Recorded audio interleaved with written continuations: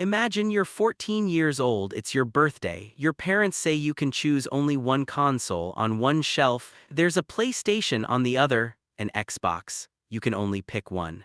That single decision will determine the games you play, the friends you make online, the memories you create, and maybe even which brand you defend for the next 20 years. Sounds crazy. But that's exactly what happened to millions of gamers around the world. Because this isn't just a battle between two gaming consoles, it's a war of innovation, exclusives, technology, and loyalty. A war that has lasted for more than 2 decades. Every new generation brings the same question: who finally won? But here's the twist: the answer isn't as obvious as you think. To understand this rivalry, we need to travel back to a moment when Sony wasn't even planning to make a console, and Microsoft had never sold one. Back in the 1990s, Nintendo ruled gaming. Sega was fighting for survival. Sony was simply a technology company. It built TVs, music players, cameras. Gaming wasn't its battlefield. Then everything changed. Sony and Nintendo were working together on a gaming project. A partnership that was supposed to shape the future. But at the last moment, the deal collapsed. For Sony, it was embarrassing. For the gaming industry, it changed history forever. Instead of walking away, Sony made a bold decision. If nobody wants to partner with us, we'll build our own console. In 1994, the first PlayStation was born. No one expected what happened next. It sold millions. Developers loved it. Gamers loved it. PlayStation quickly became one of the biggest names in entertainment. It wasn't just a successful launch, it was the birth of a gaming empire. For years, Sony looked unstoppable. But then, a completely different company entered the arena. Not a gaming company, a software company, Microsoft. And almost everyone asked the same question: why would Microsoft build a game console? That question would soon be answered, but not in the way anyone expected. When Microsoft announced the Xbox, many people laughed. Microsoft, the Windows company, what do they know about making game consoles? It seemed impossible. Sony had momentum. PlayStation was dominating living rooms around the world.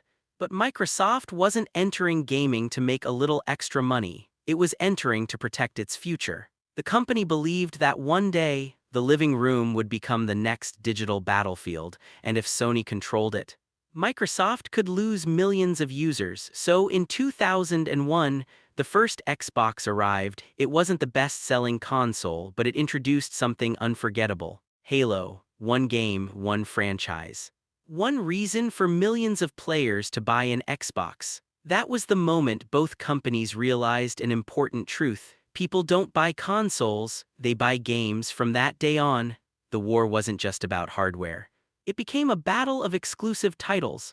PlayStation answered with legendary games: God of War, The Last of Us, Uncharted, Spider-Man. These weren't just games, they were experiences, stories that players remembered for years.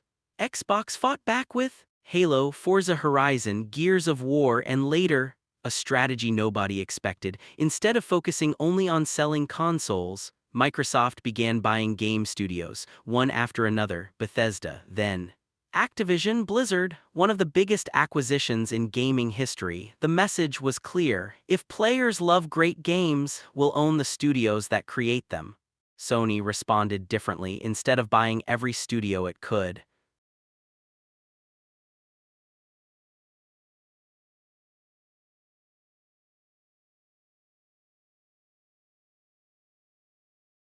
it invested heavily in polished, story-driven exclusives. Two completely different strategies, both incredibly powerful. Then came another surprise. Xbox introduced Game Pass for a monthly subscription. Players gained access to hundreds of games. Many people called it the Netflix of gaming. Suddenly, owning dozens of expensive games wasn't necessary. You paid once and downloaded what you wanted. Sony couldn't ignore it. It expanded PlayStation Plus. Added more games, more benefits, more value. The competition became better for everyone. But here's something most gamers never think about: neither company is really selling consoles. The console is only the beginning. The real business starts after you bring it home. Games, subscriptions, digital purchases, accessories, online services. That's where billions of dollars are made. Every decision, every update, Every exclusive game has one goal: keep you inside their ecosystem, because once you've built a library of games, made online friends, collected achievements, switching becomes difficult, and that's exactly what both companies want. Today, the rivalry is stronger than ever. PlayStation continues to dominate with cinematic exclusives. Xbox continues investing in services, cloud gaming, and accessibility. One focuses on unforgettable single-player adventures, the other dreams of letting people play anywhere, on consoles, PCs, cloud devices, even phones. So, who actually won?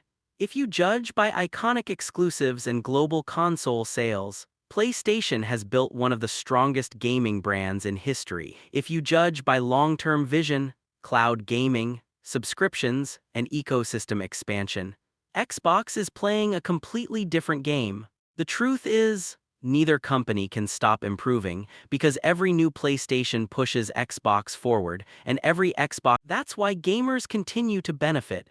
Better graphics, better games, better online services, lower prices through competition. In the end, this was never just PlayStation versus Xbox, it was imagination versus innovation. Storytelling versus services, tradition versus transformation, and perhaps there doesn't have to be a loser, because as long as these two giants keep competing, gamers around the world keep winning. Now it's your turn.